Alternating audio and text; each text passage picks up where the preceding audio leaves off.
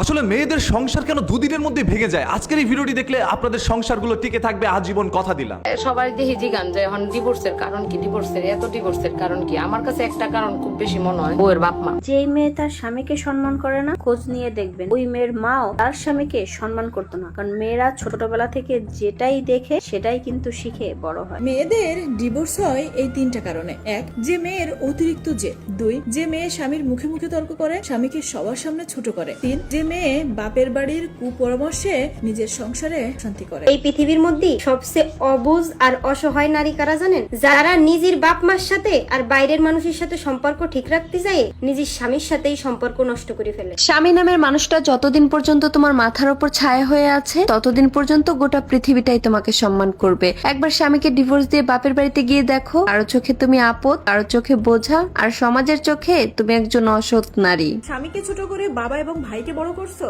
একটা কথা মনে রেখো, ভাই ততদিন আপনার যতদিন না সে বিয়ে করছে, আর বাবা মা ততদিন আপনার যতদিন তারা এই দুনিয়াতে আছে। আর স্বামী, আমি পৃথিবী ছেড়ে চলে গেলেও স্বামীর পরিচয়টুকু নিয়ে তুমি সারা জীবন বাঁচতে পারবে। আর স্বামীর যা কিছু আছে সবকিছু তোমারই থাকবে। আর ওই বাবা এবং ভাইয়ের কোনো কিছু তোমার হবে না, তারা পর হয়ে যাবে। অতিরিক্ত বাপের বাড়ি ভক্ত যে মেয়েগুলা, তারা আসলে দেখবেন ভয়ঙ্কর। কারণ তারা বাপের বাড়ি দেখতে গিয়ে স্বামীর সংসার নষ্ট করে ফেলে। আসলে এখানে বোনটি স্পষ্টভাবে অনেক কিছু বোঝানোর চেষ্টা করছে, যেগুলো যদি আসলে আপনারা বুঝে থাকেন তাহলে আপনাদের সংসারগুলো টিকে থাকবে আজীবন, আমি কথা দিলাম ভাই। আপনারা অনেক মেয়েরাই আছেন, বাইরের বাড়ির জামাই কি করলো সেদিকে কিন্তু ফোকাস রাখেন, পাশের বাড়ির ভাবির জামাই কি করলো সেদিকে ফোকাস রাখেন। তবে আপনার জামাই যে সারা দিন পরিশ্রম করে আপনার জন্য কি করছে সেদিকে কিন্তু ফোকাস রাখেন। পাশের বাড়ির ভাবি দুঃখে থাকলো এসে আপনার সাথে সুখের আলাপ করে যায়, আর আপনি সুখে থাকলো আপনার দুঃখের আলাপ করেন তার সুখ দেখে। আর এই কারণেই সংসারের মধ্যে এত বিচ্ছেদ ঘটে। আর ম্যাক্সিমাম মেয়েদের মা গুলো এখন এমন হয়ে থাকে যাদের কথা শুনতে গেলে সংসারগুলো টেকে না। কি ভাই কই, বর্তমানে বাংলাদেশে প্রত্যেকটা ঘরে ঘরে 2-3টার উপরে কিন্তু সন্তান নাই। খুব কম আছে যখন 8-10টা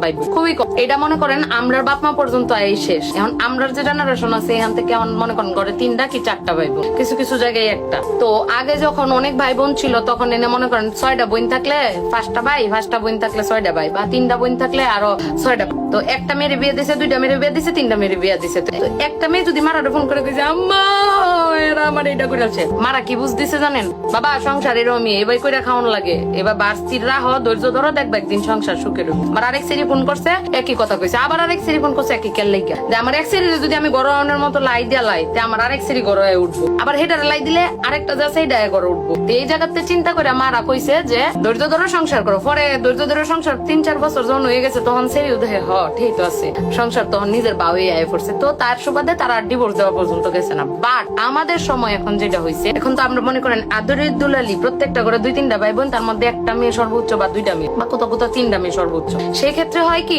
আমাদের মায়ের একটু বেশি আহ্লাদি হয়। যেমন ফোন করে যদি কয় মা কর আগে কই কিতা করছে জামাই আয়া পর করো, কিন্তু মারা এটা কয় না যে হোক আমরা ওইবা কষ্ট করে সংসার করছি, সমস্যা নাই, ধৈর্য ধর, একটা সময় পরে দেখবে সুন্দর জীবন পাইবি। এটা না কয় কিতা কোন নবাবের ফুতে তা কইছে। আর বাপ আছে কিছু ডিউ লগে লগে কইব কি আইয়া পরে পরে দেখতাছি, কিন্তু একটা বার এটা চিন্তা করে না বাপ মারা, হেরা দেখতাছে বিয়া দেলছে সেটির জীবন। কিন্তু একবার বিবাহিত জীবনে মেয়ে যখন পা দিয়া ফেলে, পরবর্তীতে মেয়ের যখন সংসারটা ভাঙে তখন কিন্তু সেই মেয়েটারই সবকিছু গ্রহণ করতে হয়। তারাও কষ্ট পায়, কিন্তু যে মানুষের কাছ থেকে যে খারাপ খারাপ কটু কথাগুলা, বা পরবর্তীতে বাপের বাড়ি এসে থাকলে সেই বাপের বাড়িতেও যে তার লাঞ্ছনা গঞ্জনাটা সহ্য করতে হয়, সেটা কিন্তু মেয়েরই করতে হয়। তো সাময়িক ভাবে তারা চিন্তা করে যে আমরা জিতলাম, আসলে না, ওই বাপ মা এবং ওই মেয়েরা ঠকে। তো যতদূর সম্ভব কষ্ট হোক, যন্ত্রণা হোক, যা মন চায় তা হোক, স্বামীর বাড়িতে দাঁতের মধ্যে দাঁত কামড়ায় টিকে থাকাটাই আমার কাছে মনে হয় সব থেকে ভালো বুদ্ধিমতির কাজ। কারণ কি, বিয়ের পর প্রথম কিছুদিন অনেক কিছু সমুদ্রের মতো লাগে, পরে আস্তে আস্তে সেটা নদী হয়, তারপরে সেটা দিঘিতে রূপান্তরিত হয়। তো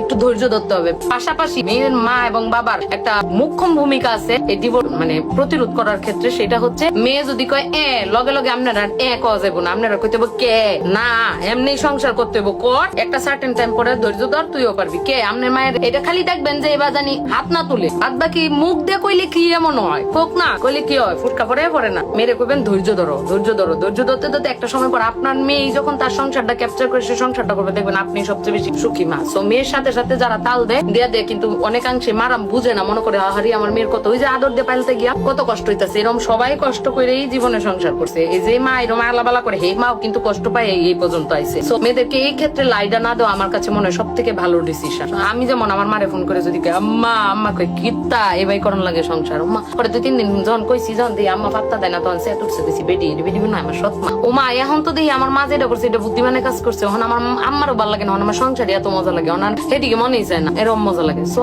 এই জিনিসগুলো হচ্ছে নিজের উপরে এবং মেয়ের মাদের এবং বাবাদের একটা মুখ্য ভূমিকা এই ক্ষেত্রে পালন করলে ডিভোর্স প্রতিরোধ করা অনেকাংশেই সম্ভব। এইখানে যে সকল মেয়েরা কথাগুলো বলছে এরা কিন্তু এখন সংসারের মধ্যেই আছে, তারা এখন সংসার করছে চলমান অবস্থা, এবং সংসারে থেকে সংসার করেই তারা এই কথাগুলো বলছে, বুঝে শুনেই বলছে। তারা চায় তাদের স্বামীকে যথেষ্ট পরিমাণ সম্মান করতে। যদি আপনিও চান আপনার জামাইকে সম্মান করতে, তাহলে আপনার জামাই আপনার সাথে কখনো খারাপ ব্যবহার করবে, কারণ আপনার পাশের বাড়ির ভাবিরও কিন্তু আপনি পাশের বাড়ির ভাবি। নদীর এই পারেতে কয় সারিয়া নিঃশ্বাস, ও পারেতে সর্বসুখ আমার বিশ্বাস। আপনি একজন বউ হয়ে ঠিক তাই করছেন, জামাইয়ের সাথে নিঃশ্বাস ছাড়েন আর ওদিকে বিশ্বাস রাখেন। নিজের জামাইকে বিশ্বাস করেন, পাশের বাড়ির ভাইকে নয়, কারণ আপনার সন্তানকে যতটা আদর আপনার জামাই করবে, পাশের বাড়ির ভাই আপনার সন্তানকে আদর করবে না, করতে চাইবে আপনাকে। আর যদি সেই ভাইয়ের আদর আপনি নিতে চান, তাহলে বিশ্বাস রাখতে পারেন, আমার কিছু করার নেই। তারপরে সর্বশেষ কথা একটাই ভাই, আপনাদের কাছে এই বিষয়গুলো কি মনে হয় আপনারা একটু কমেন্ট করে জানান, ভিডিওটা শেয়ার করে দেন, যাতে করে অসংখ্য পরিবার সংসার টিকে যায়।